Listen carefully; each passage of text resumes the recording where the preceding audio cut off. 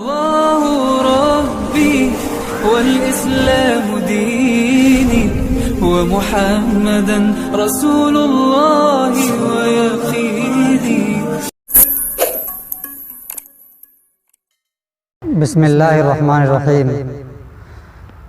اگر کوئی شخص تراویح کی نماز پڑھ رہا ہے، دو رکعت کر کے پڑھنی ہے. کوئی شخص بھولے سے 3 رکعت پڑھ دیا. اگر 3 رکعت پڑھ دیا تو اب دیکھنا اس میں یہ ہے کہ وہ دوسری رکعت پہ بیٹھا تھا یا نہیں. اگر دوسری رکعت پہ بیٹھا تھا اور تیسری رکعت میں سجدہ سہو کر لیا تو یہ 2 رکعت نماز ہو جائے گی.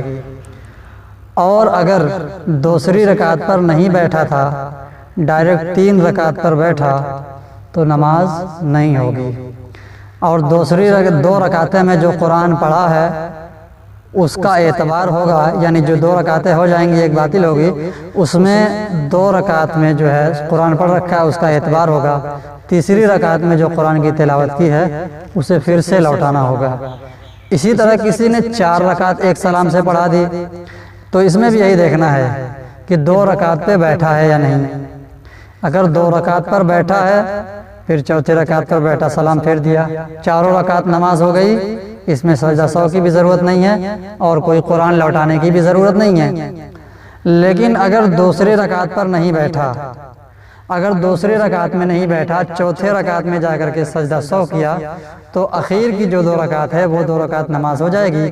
پہلے والی 2 رکعت جو ہے وہ نہیں ہوگی. پہلے والی 2 رکعتوں میں جو ہے قرآن پڑھ رکھا ہے اس کو پھر سے جو ہے لوٹانا پڑے گا.